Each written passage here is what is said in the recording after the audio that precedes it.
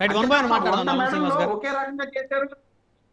One by one మాట్లాడదాం. మనతో sir, Telugu Desam party నుంచి సజ్జా అజయ్ గారు ఉన్నారు. అజయ్ గారు, గుడ్ ఈవినింగ్ అండి. గుడ్ ఈవినింగ్ బ్రహ్మనాయుడు గారు, మీకు ప్యానెల్లో ఉన్న ప్యానలిస్టులకు అదే విధంగా రాజ్ న్యూస్ వీక్షకులందరికీ కూడా వెరీ గుడ్ ఈవినింగ్. డిఎస్సి ఉద్యోగ నియామకాలపై సిబిఐ ఎంక్వైరీ జరిపించడానికి ఎందుకు ప్రభుత్వం వెనకడుగు వేస్తుందనేది వైఎస్ఆర్ కాంగ్రెస్ పార్టీ నేతల ప్రశ్న. Coming to the point, straight point Brahmanaidu గారు, జగన్మోహన్ రెడ్డి గారికి డిఎస్సి మీద ఒక అద్భుతమైన ఆయుధం దొరికింది సార్. దాన్ని వాడుకుంటే ఈ రోజు నేను తెలుగుదేశం పార్టీలో కార్యకర్తనై ఉండొచ్చు, కూటమి ప్రభుత్వంలో ఒక వ్యక్తినై ఉండొచ్చు, కానీ జగన్మోహన్ రెడ్డి గారు ఒక అద్భుతమైన ఆయుధం దొరికింది. ఎందుకంటే ఈరోజు జగన్మోహన్ రెడ్డి గారిని కలవటానికి రాధిక అని ఒక బాధితురాలు జగన్మోహన్ రెడ్డి గారు ఆఫీస్కి వెళ్ళారు సార్. ఇంకా ఆ న్యూస్ మీరు చూసినారో లేదో, వాళ్ళ సాక్షిలో అయితే ఆవిడ డైరెక్ట్ గా మాట్లాడేసింది ఆయన ఆఫీస్ దగ్గరికి వెళ్ళి. ఓకే, రాధిక గారు పాపం స్పోర్ట్స్ కోటాలో ఉద్యోగం కోసం 14.5 లక్షలు సంథింగ్ ఎవరో ఒక క్యాండిడేట్ కి డబ్బులు ఇచ్చానండి నేను. ఆ క్యాండిడేట్ నాకు చెప్పడం ఏంటంటే, అమ్మ నువ్వు ఉద్యోగానికి అప్లై చేయక్కర్లేదు. ఫస్ట్ మెయిన్ పాయింట్ సార్, ఉద్యోగానికి అప్లై చేయక్కర్లేదు, ఉద్యోగం రాయక్కర్లేదు, ఎగ్జామ్ సెంటర్కి వెళ్లాల్సిన అవసరం లేదు తల్లి. మినిస్టర్ కోటాలో, మినిస్టర్ కోటా అనగానే ఆయన పాప యాంకర్ అడిగారు, అంటే లోకేష్ గారి కోటానా అని. అవునండి, లోకేష్ గారి కోటాలో ఇప్పిస్తామని చెప్పారు. వాళ్ళ లోకేష్ గారి బంధువులే చెప్పారు. నేను 14.5 లక్షలు కూడా అకౌంట్స్ ద్వారా కొట్టాను అని చెప్పేసి ఆవిడ పాప ఇందాక మీడియా ముందుకు వచ్చి, అది కూడా మీడియా అంటే ఎక్కడో కాదండి, జగన్మోహన్ రెడ్డి గారి ఆఫీస్ లోనే, ఐ మీన్ ఆ తాడేపల్లి ఆఫీస్ లోనే చెప్పింది ఆవిడ. ఇక్కడ నా పాయింట్ ఏంటంటే బ్రహ్మనాయుడు గారు, వీళ్ళ పాపం గత కొన్ని రోజులుగా డిఎస్సీలో అక్రమాలు జరిగాయి, పేపర్ లీకేజ్ జరిగింది, నవీన్ అంశం ఏంటి, స్పోర్ట్స్ కోటాలో ఉద్యోగాలు అమ్మేసుకున్నారని టెంట్లు వేసుకొని జంజీ ఉద్యమాలని, లేకుంటే ఉన్నత న్యాయస్థానాలకు వెళ్ళి అక్కడ చివాట్లు తిని, ఇవన్నీ అవసరంలా పాపం. ఈ రోజు ఇప్పుడు ఇందాక మీరు ఒక ఆడియో కాల్ గురించి మాట్లాడారు. ఆ ఆడియోకి ఊరు లేదు పేరు లేదు, దానికోసం మనం కొట్టుకోవటం ఎందుకు? ఈ రోజు డైరెక్ట్ గా రాధిక ఒక బాధితురాలు జగన్మోహన్ రెడ్డి గారిని కలిసింది, వెళ్ళింది. ఇప్పుడు జగన్మోహన్ రెడ్డి గారికి ఎవరికైనా సమస్య వచ్చినా, అన్యాయం జరిగినా, ఇప్పుడు వాళ్ళు గాంజా కొట్టు రోడ్డు మీద తిరిగేటోళ్ళైనా సరే, రోడ్ యాక్సిడెంట్లు చేసి వెళ్ళి దాక్కున్నోళ్ళైనా సరే, ఎవరినైనా సరే పరామర్శించడానికి వెళ్తాడు కదా, వాళ్ళకి న్యాయం చేయాలని అడుగుతాడు కదా. ఈ రోజు జగన్మోహన్ రెడ్డి గారిని ఒక బాధితురాలు సార్, అంటే మొన్న గతంలో కొంతమంది డిఎస్సీ అభ్యర్థులు కలిశారు, సార్ మాకు అన్యాయం జరిగిందని. వాళ్ళకి ఏం చెప్పారు, అమ్మా మీరు కంగారు పడొద్దు, నేను సీఎం అయిన తర్వాత మీకు న్యాయం చేస్తా అని చెప్పారు. అంటే పాప వాళ్ళు ఎక్కడ డబ్బులు కట్టిన బాపతులు కాదు, మీకు చదివాము రాసామన్నారు. కానీ ఇక్కడ ఈ అమ్మాయి డబ్బులు కట్టింది, ఫలానా వ్యక్తికి XYZ అనే ఒక క్యారెక్టర్ కి ఎవరికి డబ్బులు కట్టింది 14 లక్షలు.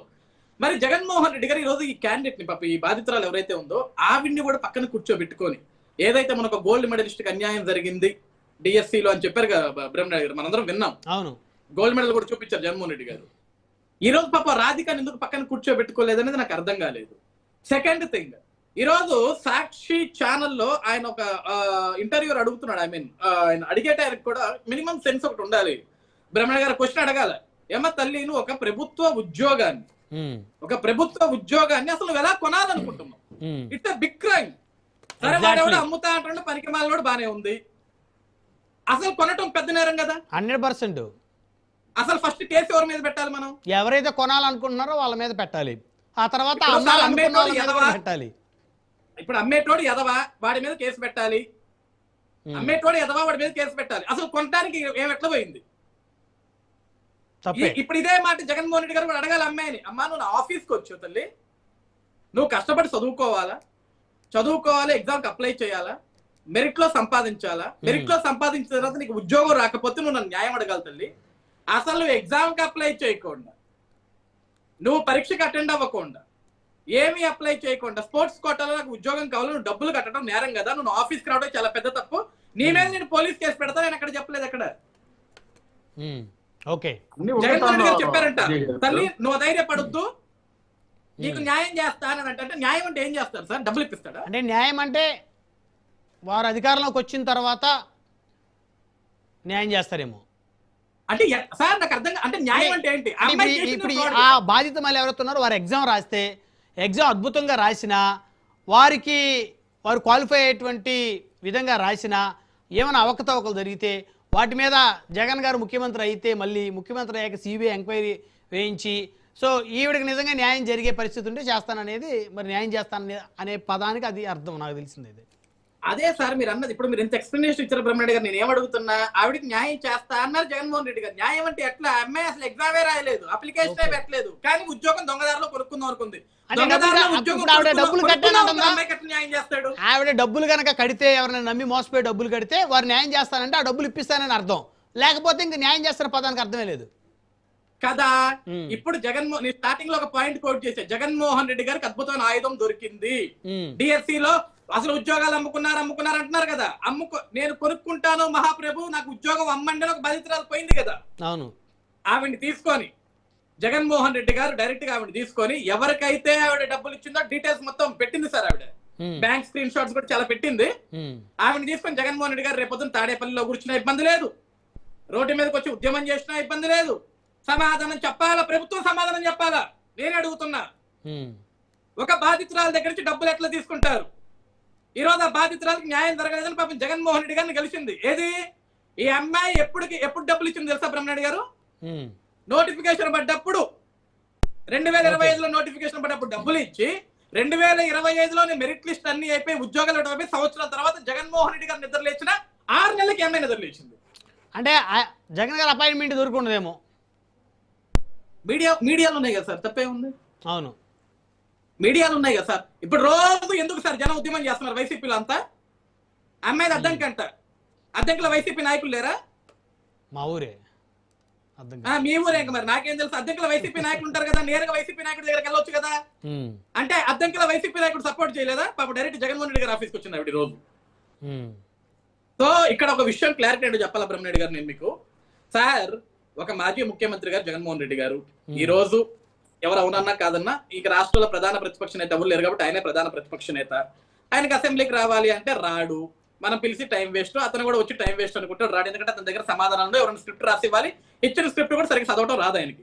ఈ రోజు చెప్పాడు కదా సార్, ఏపీపీఎస్సీ డిఎస్సి రెండు కూడా పబ్లిక్ సర్వీస్ కమిషన్స్ ఏనా, దానికి ఏంటమ్మా తేడా? అదే కదా అంటున్నాడు ఆయన. పాప పక్కన చెప్తున్నారు అది కాదు సార్, అది వేరు ఇది వేరు సార్ అని. ఏం కాదులే అంటే పాపం బేసిక్ నాలెడ్జ్ లేకుండా అలాంటి వ్యక్తిని సీఎం చేయడం మన దౌర్భాగ్యం.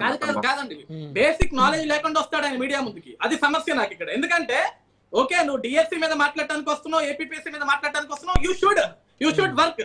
ఇప్పుడు పాప ఇక్కడ మన శేఖర్ గారు ఉన్నారు, సోదరులు పేపర్లు పట్టుకొచ్చారు, ఇదిగోండి నోటిఫికేషన్, ఇదిగోండి క్లారిఫికేషన్. పాప ఆయన చదువుకొని వచ్చాడు, ఆయన చదువుకొని రావట్లే మాజీ ముఖ్యమంత్రి గారు.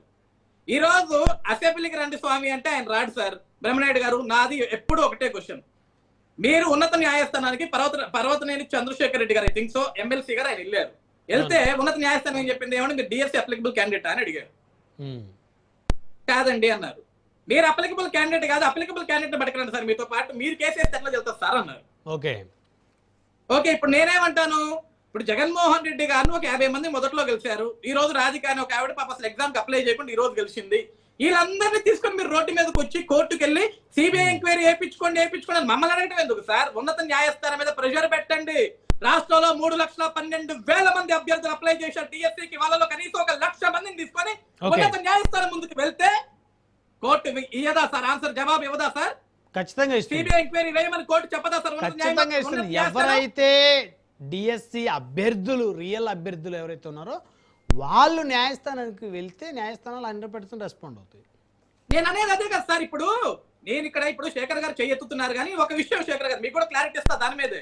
ఎందుకంటే వీళ్ళు ఏమంటారు, అవకతవకలు జరగకపోతే మీరు సిబిఐకి ఇచ్చుకోవచ్చు కదా అంటే మీకున్న డౌట్ ఏంటి? కూటమి తప్పు చేసింది, సిబిఐకి ఇవ్వట్లేదు అంటున్నారు. ఓకే, మీరు తప్పు చేసాం, మీకు క్లారిటీ ఉంది కదా. మేము తప్పు చేయలేదని మాకు క్లారిటీ ఉంది. మీరు ఎవరితోటి మాట్లాడాలా? ఈ కనీసం అందులో ఒక 50,000 మంది కాకపోతే కనీసం ఒక 10,000 మందిని లేదా కనీసం ఒక 1000 మందిని మీరు ఉన్నత న్యాయస్థానం ముందుకు కూర్చోండి. అయ్యా జడ్జి గారు మాకు న్యాయం చేయండి, మాకు సిబిఐ ఎంక్వైరీ కావాలి అని మీరు ఎందుకు ప్రశ్నించలేకపోతున్నారు, ఎందుకు అడగలేకపోతున్నారు? నాకు అర్థం కావట్లేదు. అన్ని